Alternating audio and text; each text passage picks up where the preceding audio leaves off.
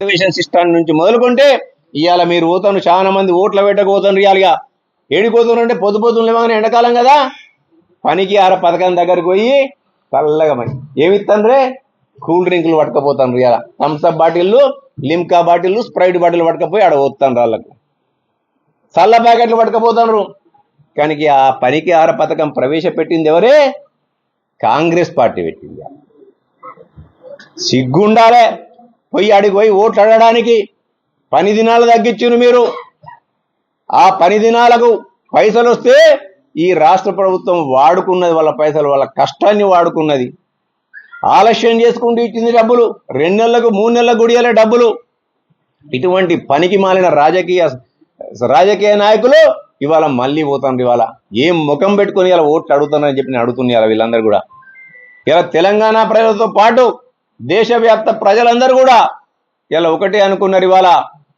దేశానికి రక్ష ఇవాళ కాంగ్రెస్ పార్టీ ఎందుకంటే కాంగ్రెస్ పార్టీ దళిత బడుగు బలహీన వర్గాలకు అండగా ఉన్నది రిజర్వేషన్ సిస్టాన్ని ఇచ్చింది పేదలకు భూములు పంపిణీ చేసింది ఇవాళ కూడు గూడు గుడ్డ అనే నినాదంతో అనేక మందికి ఇల్లు ఇచ్చింది ఇవాళ దాంతో పాటు ఉద్యోగాలు ఇచ్చింది ఇవాళ ఈ దేశంలో నవరత్నాలను నిర్మించింది అనేకమైన ప్రాజెక్టులు కట్టించింది ఇదంతా కూడా కాంగ్రెస్ పార్టీ చేసింది ఇవాళ కాబట్టి దేశవ్యాప్తంగా ఇలా ఏదైతే గాలి ఇలా ఇండియా వైపు వస్తుంది అలా అంటే ఇండియా కూటమి వైపు వస్తుంటే ఇలా బెంబేలెత్తి ఇలా అనేకమైన అసహనమైన ప్రసంగాలు చేస్తుండ్రు అలా అపవాదపూరితమైన ఆరోపణలు చేస్తుండ్రు అలా వీళ్ళందరూ కూడా ఇవాళ ఇటువంటి చిల ఇంకా నిన్న మొన్న ఇక లోకల్కి వస్తే నిన్న మొన్న మాట్లాడుతున్నాడు నిన్న ఆడోడు ఈడోడు మాట్లాడుతున్నాట వాళ్ళకి దీంతో సంబంధం ఉందో నాకేం అర్థమైతే లేదు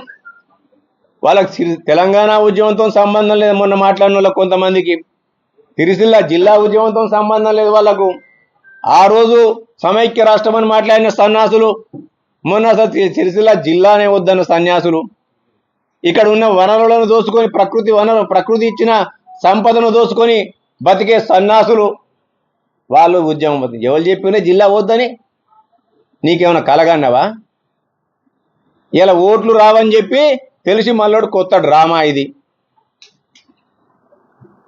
ఇటువంటి డ్రామాలను ఎందుకంటే మీ కేసీఆర్ చెప్పిన మాటలు ఎవరు నమ్మలే ఇని అందరికి కూడా మోసపోయినమని తెలిసిపోయింది ఇక్కడ ఉన్న రామారావు చెప్పింది ఎవరు ఇల్లే ఇవాళ మీరు బయలుదేరతాడని వింటాడా ఇవాళ తెలంగాణ సిరిసిల్ల జిల్లా వద్దని చెప్పిండు స్వయంగా మీ మంత్రి గారు వద్దని చెప్తే సిరిసిల్లలోని ఆడబిడ్డలు ముక్త కంఠంతో సిరిసిల్ల ప్రజలందరూ కూడా ఒక్కటై పోరాడి సిరిసిల్ల జిల్లాని తెచ్చుకున్నారు నువ్వు వద్దన్న తెల్లారి ఇక్కడ జిల్లా వచ్చింది నీ మెడలు వంచిండ్రు నీ పైన అనేకమైన నిరసన కార్యక్రమాలు చేపట్టిండ్రు ఇవాళ గురువింద సామెతలు చెప్తే ప్రజలు నమ్మే పరిస్థితిలో లేరు ఇటువంటి చిల్లర రాజకీయాలు మానుకుంటే మంచిది ఇలా వాళ్ళ ఏకదైతంతా ఒకటే ప్రకృతి వనరులు దోచుకోవడం ఆగిపోయింది ఇలా మా ఉనికిని మేము కాపాడుకోవాలి అనే ఒక కుటీల ప్రయత్నం తప్ప ఇంకోటి కాదు ఎప్పుడు బీజేపీకి అవసరం పడ్డా మీరు ఉపయోగపడ్డారు తప్ప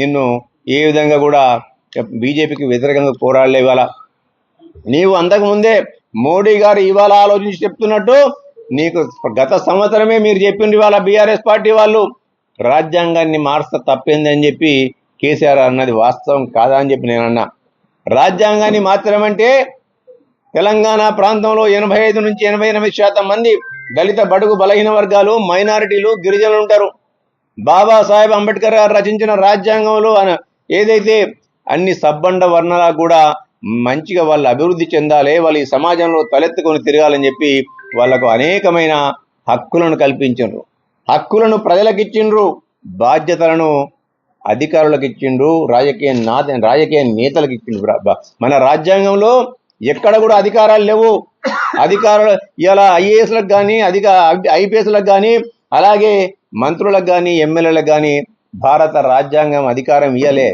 బాధ్యతలు ఇచ్చింది రాజ్యాంగం బాధ్యతలనేమో పరిపాలించే వాళ్ళకి ఇస్తే హక్కులనేమో ప్రజలకు ఇచ్చింది అలా ఆ హక్కులను కాపాడాల్సిన బాధ్యత మనకిచ్చింది ఇవాళ మీకు హక్కులను ఈ బాధ్యతలను మీరు అధికారంగా భావించి మీ అధికారం కళ్ళకు ఎక్కి మదమెక్కి ఇవాళ ఇలా అధికారులతోని మీరు అనేకమైన పనులు చేస్తూ ఆ అధికారం మదమెక్కింది ఎక్కింది ఎక్కువ మదమెక్కింది కాబట్టి కేసీఆర్ గారు మొన్న అన్నారు ఇవాళ రాజ్యాంగాన్ని మారుస్తున్నారు.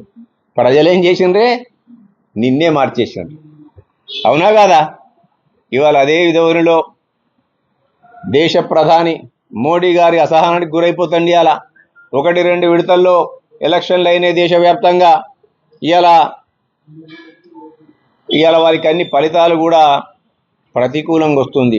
దాన్ని చూసి మోడీ గారికి కూడా అసహనానికి గురై ఇవాళ అనేకమైన మాటలు మాట్లాడుతుంది. ఇవాళ ఏమన్నంటే ముస్లిం రిజర్వేషన్లు పోతాయి, ముస్లింలు మీ ఆస్తులు దోసుకుపోతారు, ఎక్స్రే మిషన్లు పట్టుకొస్తారు, మీ మంగళసూత్రాలు పోతాయి అంటే ఒక దేశ ప్రధాని మాట్లాడే విధానమాన్ని నేను అంటుంది. అలా అది ఎంత అగౌరవం. ఇవాళ దేశ ప్రధాని అనే పదవికి అది వన్నదేవలసిన ప్రధానమంత్రి కుచితమైన రాజకీయ కుళ్ళు స్వభావాలతోని ఏ విధంగా మాట్లాడుతున్నా మీరు అందరూ కూడా ఒకసారి అర్థం చేసుకోవాలి. ఇవాళ అంటే నేను ఎందుకు అంటున్నానంటే ఇది 400 సీట్లు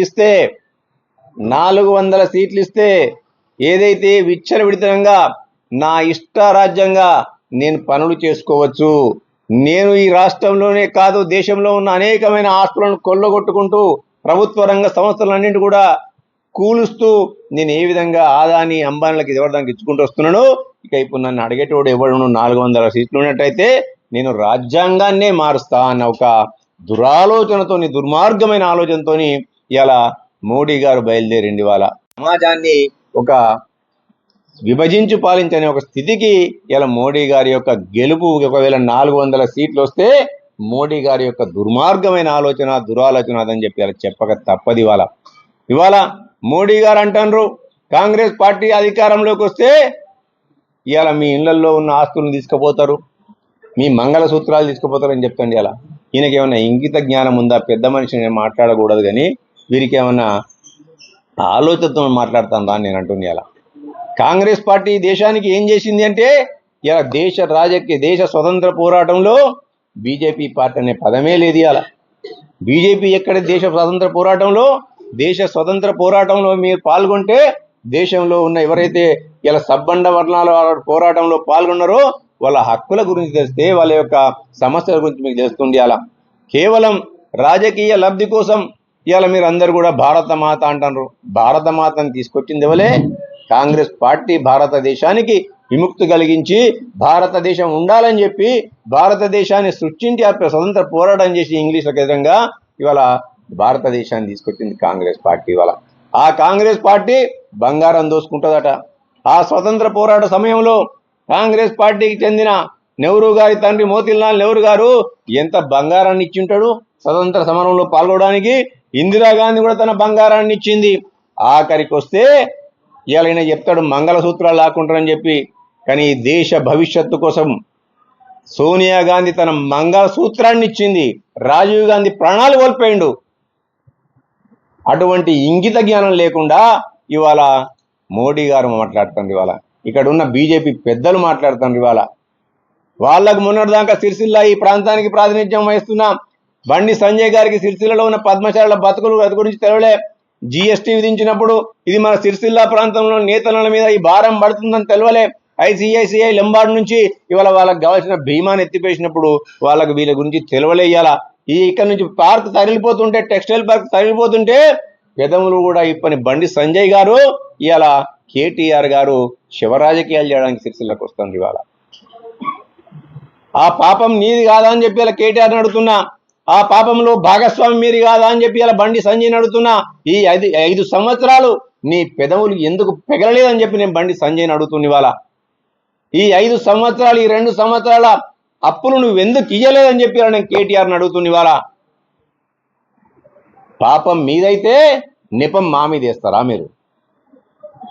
ఈ పాపాలకన్నిటికి కూడా ప్రాయచిత్తంగానే మీరందరూ కూడా ముక్కులు నేలకు రాయాలి. అలా ఓట్లు అడగాలంటే ఇక్కడ మేమే పాపం చేసినాం, మేమే కలంకులం అని చెప్పి మీ తప్పుడు ఇలా క్షమాపణ చెప్పి ఓట్లు అడగాలి తప్ప ఇలా మీదికి బుకాయింపు దూరంలో ఎదురుదాడి చేసే విధంగా ఇలా మీరు ప్రయత్నం చేస్తుండే. అలా